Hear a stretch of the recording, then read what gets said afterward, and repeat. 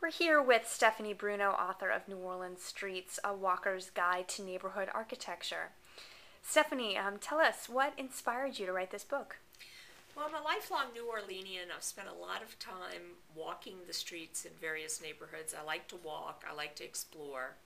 And especially during my days working with the Preservation Resource Center, I discovered a lot of neighborhoods that I wasn't familiar with before. And they're definitely off the beaten path, and they're definitely not what most visitors see when they come to New Orleans. They're outside the boundaries of the French Quarter and the Garden District.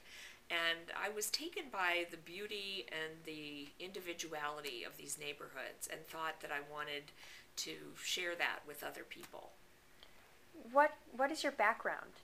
Well, I have a somewhat unusual background. In terms of my education, I was a geology and English major in college, and I actually used that geology training in my first paid career as a petroleum geologist in the oil industry.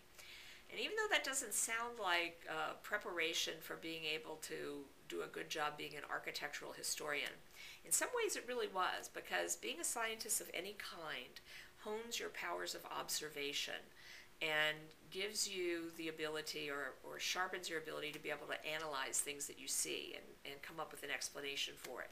And in some ways that's what I do when I'm reading one of these streetscapes in New Orleans. I observe very carefully what is in front of me, and then I come up with some kind of explanation and put it in some kind of context.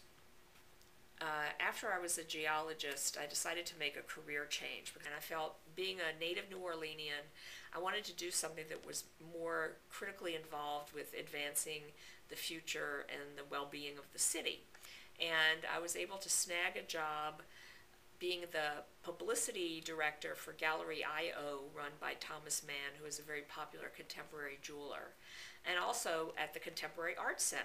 That led me to a marketing job with Operation Comeback at the Preservation Resource Center. And that eventually segued into my being the Operation Comeback director at the PRC for a period of almost 12 years. I was really lucky in 2004 when the Times-Picayune wanted to launch its Inside Out Saturday tabloid, that its then editor, Renee Peck, came to me and asked me if I'd like to write something about historic houses. And she thought I might be a good source for this kind of thing. I was thrilled. I never would have thought of approaching them with the idea. But what ensued was a little over a year's worth of weekly profiles of historic buildings around the city.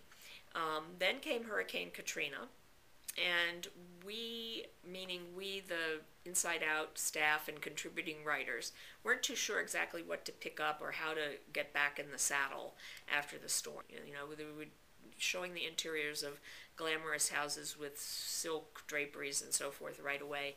That wasn't going to be appropriate. At the time, I came up with a series of articles called Long Road Home, and it followed the process that 3 or 4 different families undertook to get their houses back. And those stories sort of mirrored the experiences that we think our readers were having at the time. And in late 2007, actually, to complement some of these stories, I started thinking about recording the recovery of the city by going block by block. But that would be a documentary movie, I think, and not something for readers. So we thought of it more, when I came up with the Streetwalker column, we thought of it more as a way to showcase these different neighborhoods and various communities on their way back from the storm, but also what they might have been like before the storm and what they hope to be after the storm. So the Streetwalker column also arose definitely from my experience going into neighborhoods while being the Operation Comeback director at the PRC, and walking in neighborhoods that a lot of my friends either didn't know or wouldn't be comfortable in, or wouldn't think they would be comfortable in. I found out these are beautiful places. They are wonderful places with wonderful houses with wonderful people in them. Great. Now, Stephanie, your book is organized by neighborhood. Can you tell us a little bit about what the process was like putting the book together? The process of putting the book together was a little challenging because it's fundamentally a collection of stories that I wrote over a period of a year and a half. When the stories were all written, for the Times-Picayune, it wasn't in a particular order or a particular reason for them to be all together. So when it was time to put the book together, I realized that I needed to find a new way to package them. For example, at the beginning of every story in the Picayune, you'll see there'll be a little short history of the neighborhood, something about the block, something about the houses on the block before I launch into an actual description. And of course that would be too repetitive if for every block in Algiers Point, for example, I had the exact same introduction. So I had to package blocks by neighborhood, translate all of that copy into something that would be sort of a forward to the neighborhood, and then edit the copy down so that it wasn't repetitive between different stories that were in the same neighborhood. Then I wanted to organize, how did I go about organizing the neighborhoods themselves? And I tried to borrow a page from Richard Campanella, an excellent author's work about the geography of New Orleans, and arrange it by geographic areas of the city that relate to whether they're on high ground or low ground, because those are very important details which determine the order in which the city developed, and also it inspires what kind of houses you find there. Or unique anecdotes you have from walking these blocks through New Orleans? A lot of times when I'm walking these blocks, people just close their doors and run inside. They don't know what I'm doing. They might have been outside with curlers in their hair and a house dress and fuzzy slippers, and they don't want anybody to see them. However, sometimes people really are curious and they want to know what I'm up to. More often than not, they think I'm with the tax department and I'm trying to raise the tax on their houses, and I'm there to check it out and make sure that they're really telling the truth about what condition it's in.